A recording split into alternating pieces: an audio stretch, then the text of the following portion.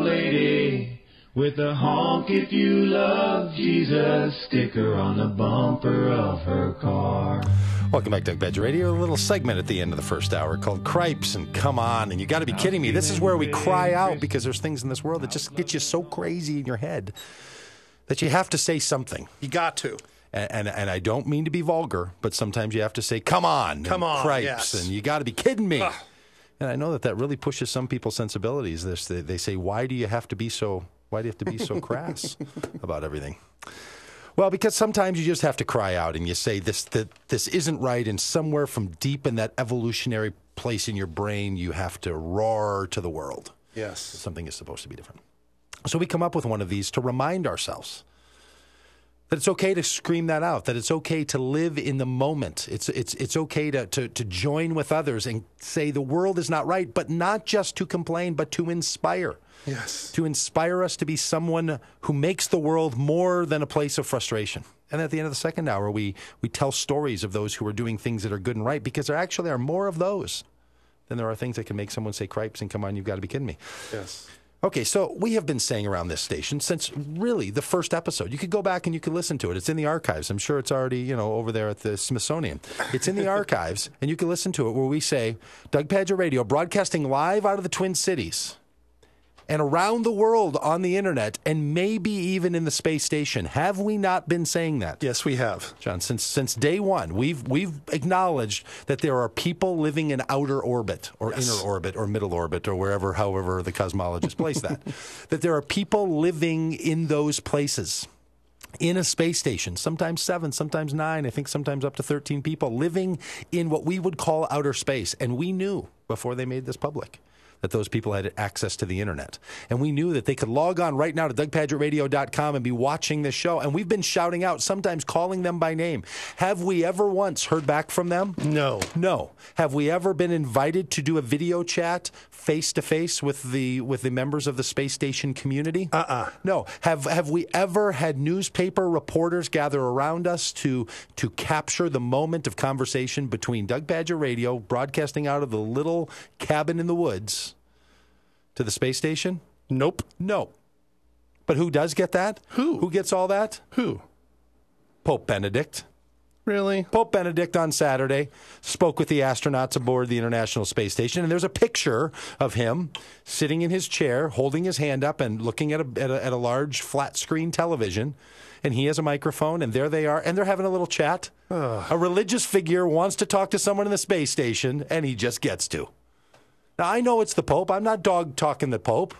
I'm just saying, what about the rest of us? Couldn't I be the Protestant Pope when it comes to talking to the people in the space station? Well, you do like funny hats. Couldn't I be the one that would say, hey, gentlemen, hey, female astronauts and cosmonauts, let's chat. We know who you are. We care around here. We hope every day that we could chat with you.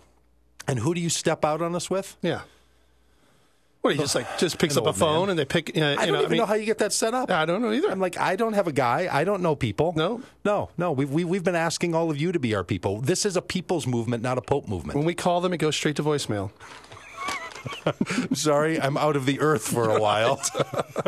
Go ahead and leave a message, and when I get back, I'll return your call.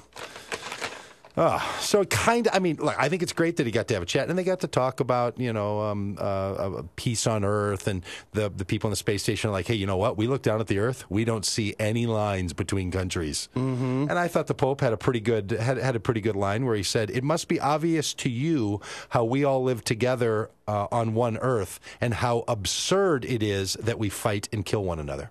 I think that's a pretty good thing for any religious leader, especially one who's looked on so highly by billions, that would say it's absurd that we fight and kill one another. Yes. Yeah, that's good. At least he used it for a good purpose. Mm-hmm. He shot to talk to the space station folks.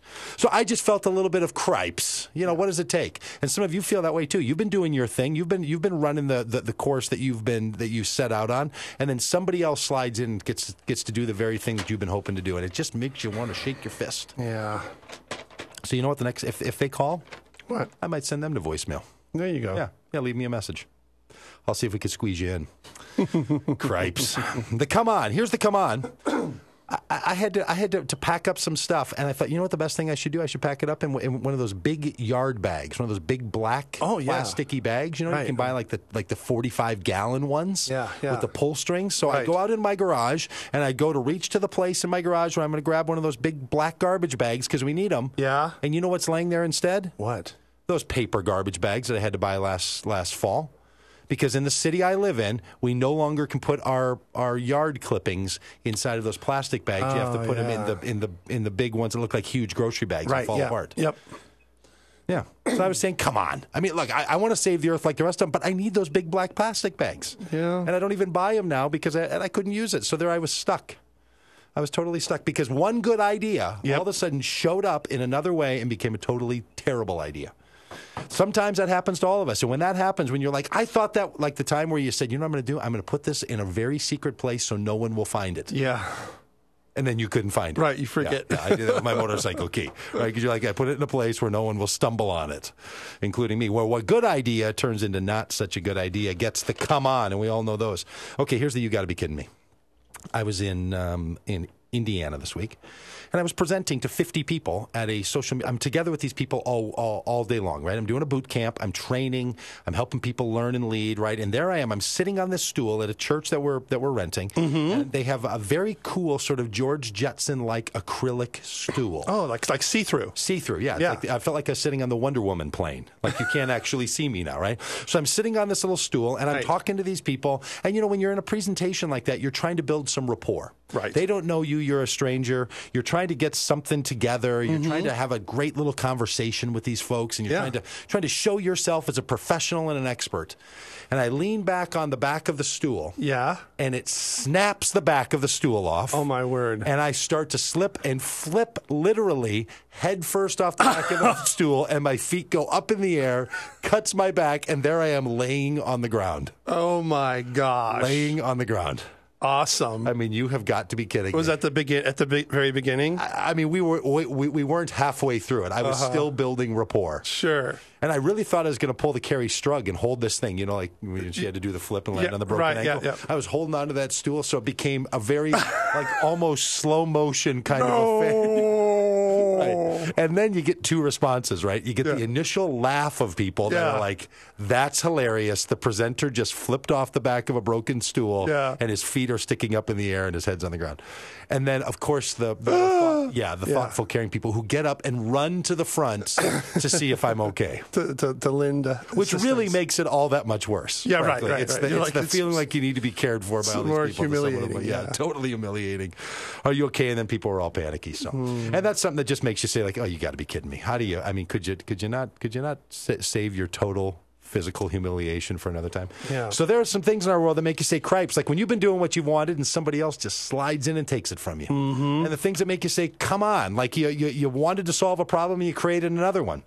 Or that you got to be kidding me, where right when you think you're going to be making your day, you totally humiliate yourself and fall laying flat on the floor with your feet up in the air. There's things in this world that make you say, cripes, come on, you got to be kidding me. And there's some things that are right on. We'll talk about those in the second hour, but stick with us. We're going to talk to the atheists about the end of the world after the break on AM 950, the progressive voice of Minnesota, and DougPagittRadio.com.